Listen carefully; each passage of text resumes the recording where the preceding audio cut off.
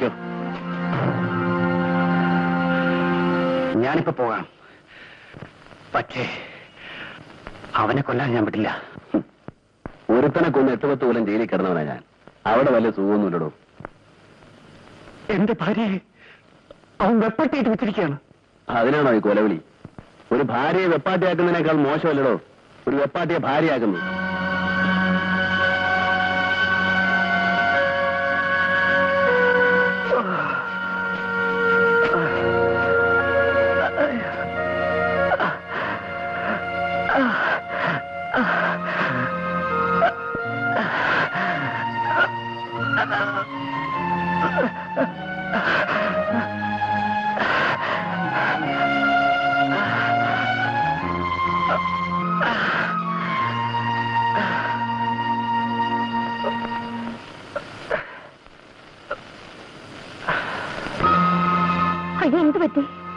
ഒന്നുമില്ല, മാത്തുക്കുട്ടി ഓടിച്ചിരുന്ന ജീപ്പ് ഒന്ന് പാളി.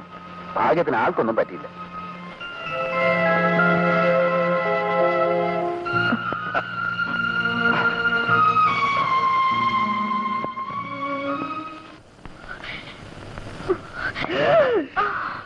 നീ എന്ത് കളിയാണടി കളിക്കുന്നത്? വാതിലടച്ചോ നിങ്ങള്? എല്ലാം അടച്ചു എന്റെ അമ്മക്കുട്ടിയെ. പക്ഷേ അതുകൊണ്ടൊന്നും വലിയ കാര്യമില്ല. അവന്റെ കയ്യിൽ വല്ല വാളോ തോക്കോ. അയ്യോ, നിങ്ങൾ അങ്ങനൊന്നും പറയരുതേ. എന്റെ അമ്മയെ ഭഗവതി തൃക്കട്ടൂരമ്മ, അവൻ ഇങ്ങോട്ട് വരെ മനസ്സ് തോന്നിക്കല്ലേ അമ്മേ.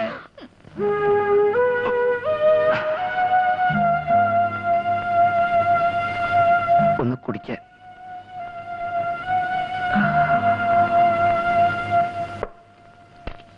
വിസ്കി വേണ്ട, ഒരു ഗ്ലാസ് വെള്ളം.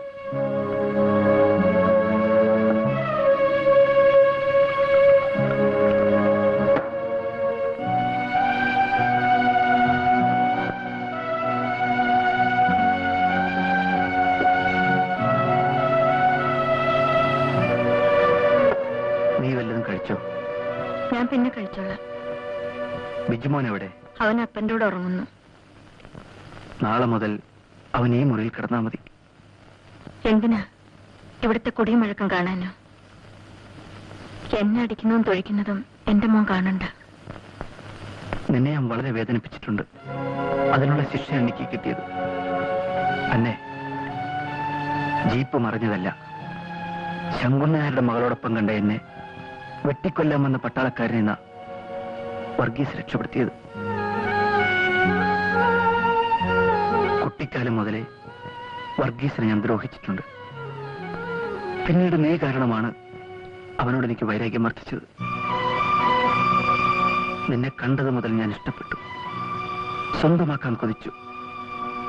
വർഗീസായിരുന്നു തടസ്സം.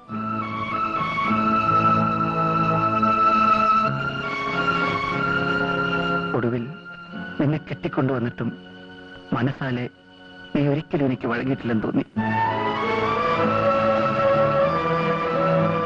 നിന്നോടുള്ള പക വീട്ടാനാണ് അമ്പജം തൊട്ട് പല വെപ്പാട്ടുകളും തേടി ഞാൻ പോയത്. ഇതൊക്കെ ഇപ്പോഴും എന്നോട് എന്തിനാ പറയുന്നത്? വർഗീസേട്ടൻ ഞാൻ ഇഷ്ടപ്പെട്ടിരുന്ന നേരാണ്. എന്ന് മാത്തുക്കുട്ടി എന്റെ കഴുത്തിൽ മിന്നു കിട്ടിയോ അന്നു മുതൽ എനിക്കെല്ലാം നിങ്ങളായിരുന്നു. മാത്തുക്കുട്ടിയെ മനസ്സിലാക്കിയില്ല. പിന്നെ എന്നെ എന്തിനു ദ്രോഹിക്കുന്നു, എന്നെ എന്തിനു വേദനിപ്പിക്കുന്നു? അന്നെ എല്ലാം എന്റെ തെറ്റാണ്. ഇനി ഒരിക്കലും നിന്നെ ഞാൻ വേദനിപ്പിക്കില്ല.